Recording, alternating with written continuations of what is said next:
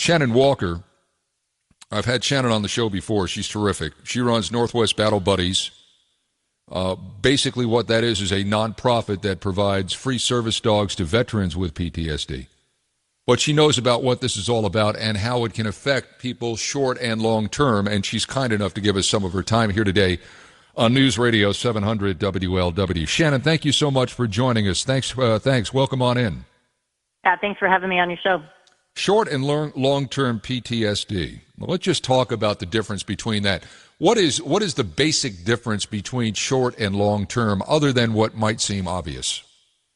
Well, I think in order to even qualify that, we would be looking at the degree of the symptoms, the degree of the reaction of the symptoms. I mean, sometimes, I have veterans that, of course, like you just said, we provide service dogs to combat veterans. And, in working with the men and women that we've worked with, the degree of the strength of the symptoms is what determines whether it's long-term, or maybe if it's a mild symptom, then they can seem to recover, or it seems to look like they recover quicker, or it's just less debilitating in their life. But the strength of the symptoms, is what's going to determine if it's going to be long-term or short-term, how, to what degree, what level are their night terrors, what level is the isolation where they don't want to go out in public, or how their body reacts in its anxiety attacks. And, regardless of whether it's slight symptoms or really, really strong symptoms, it still affects somebody's life. It still affects the quality of their life. And sometimes they may not even know it for a while, and the people around them are going to notice it, that there's a change in them, and they may not even notice it to a degree, depending on if it's, strong symptoms or not. Sure, and we all process things differently. I think that's probably in this conversation too, and it may be that because of that, what may appear to be short-term could be long-term. It depends on how you work through is a tough thing to apply here, but it all depends on how you process what has happened to you, and I think that determines whether it's long or short-term, correct? Absolutely. It's really interesting. Some of the veterans that we've worked with, some of them who've had our service dogs for now maybe over 3 years, it's amazing to see the difference in their life and what they've been able to overcome in the symptoms. And they regain freedom and independence, and they gain healing because of what that service dog brings to their life. And so their symptoms they are considerably less than they were when they came in before they received their dog. Go ahead. Okay. Let's apply that to what happened in Vegas this week. My guess is for those who lost people, loved ones, friends, family. It's inconceivable to me what that must be like. But for the 500 that have been injured, they're going to their lives have changed forever with this. Tell me how that will affect. Tell me about how does this affect, how do you think this will affect those people that actually survived this shooting? Well, I 100% agree. They are forever changed. Trauma is trauma. And what I think is that what I imagined when I saw the evil happening on TV, like we have all seen over and over, is that an aversion to crowds. We feel safe in America because of the blanket of freedom that our American heroes have given us. And you would never even dream that something like that could happen on our own soil. And so to be caught off guard and to have your life threatened and have such tragedy around you happening, I believe that many of them are going to find themselves, they're going to second guess if they're going to go into a crowd. They're going to want to stay home where they feel like they're going to be safe. They're going to avoid certain situations, and they may not even realize they're doing it, or they'll second guess themselves and choose not to, just because they don't want to put themselves in a situation where they're going to feel vulnerable again, because they felt safe. They were they were having the time of their life, enjoying something that they wanted to do, and then tragedy happened around them and to them, and as well as night terrors may be happening, anxiety attacks that they don't even realize they're starting to experience an anxiety attack. They just know they have to get out of wherever they're at because something, whether it's a smell or a sound or the environment, is triggering the moments that they experienced but when the attack happened. I don't want to play pop psychologist here, but my guess is these people will need to talk to someone professionally about this. I just, again, we all process it and we then expose the the symptoms of PTSD. Thankfully not you, thankfully not me, but they will. I would think they're going to have to get professional help. Would you not agree with that?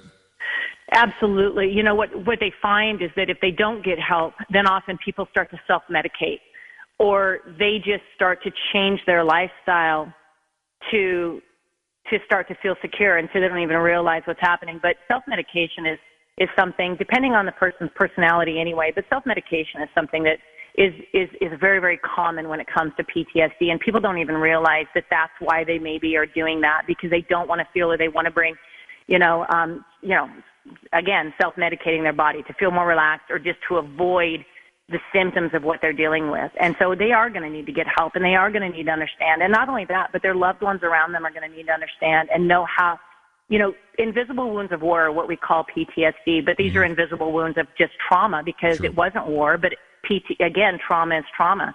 And the people around them and their families are going to need to understand that what they're coping with and what they're dealing with is very, very real, and it has to be taken seriously, because with our veterans, we know that the suicide rate is 22 veterans a day in America commit suicide, and PTSD a lot of times is a contributing factor. Yeah. Well, we want to pay attention to anybody that is experiencing trauma to make sure that the support system is there for them, and that it's an educated support system. Shannon Walker's our guest. She's an expert on PTSD, and we're talking about just the ramifications for those who survived the shooting in Las Vegas, and of course those who lost loved ones are going through a whole different level of it.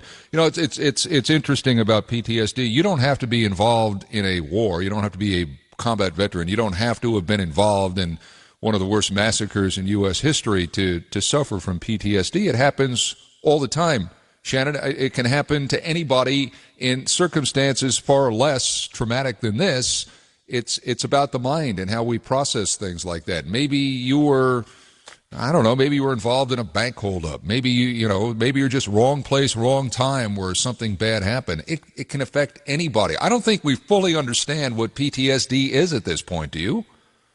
No, we don't. I mean, even like what you were just saying, bank robbers or something like that, a traumatic event, but it can come from domestic abuse. Mm-hmm. It can come from abuse in the home. It can come from any kind of trauma or pressure or a threat to your life where fight or flight comes into play that you feel and enduring that. And so, no, we don't. I mean, society, there's so many people that are affected by PTSD, and there are different degrees of symptoms, and it's usually the greatest symptoms that people notice, and that's what gets our attention. But the fact is that PTSD affects people's lives, and they don't even realize they have it. They don't even realize that they function the way they do to feel safe because of certain circumstances and trauma that's happened in their life. Yeah. And, the fact that shows like this are so awesome, because bringing understanding to PTSD and not putting a stigma on it, but understanding that this is trauma and these are invisible wounds, and finding an educated way to deal with it so that people who have PTSD are not labeled. Mm-hmm. That's very, very important, because they need understanding just like anybody else that experiences physical disability. We don't have any problem understanding what they need. Yeah. But it's very important that people with PTSD, that we understand what they need. I love what you do, and I talk about what you do off the air to a lot of people, how you bring these service dogs to veterans. I mean, free service dogs to veterans with PTSD. I think it's God's work, and I really and truly enjoy when we get to talk about all of that. Shannon Walker, how do people find you if they need to find you? You know what? NorthwestBattleBuddies.org, all spelled out, and then Northwest Battle Buddies on Facebook. Yeah. We are 100% privately funded, and our dogs cost us about $25,000 per dog, and we gift them 100% free to our American heroes. Yeah. And in the last 5 years, we've provided 46, and we are just going strong. Great work. God's work. Shannon, thank you so much for your time today. We appreciate it. Thank you very much. Have a great day.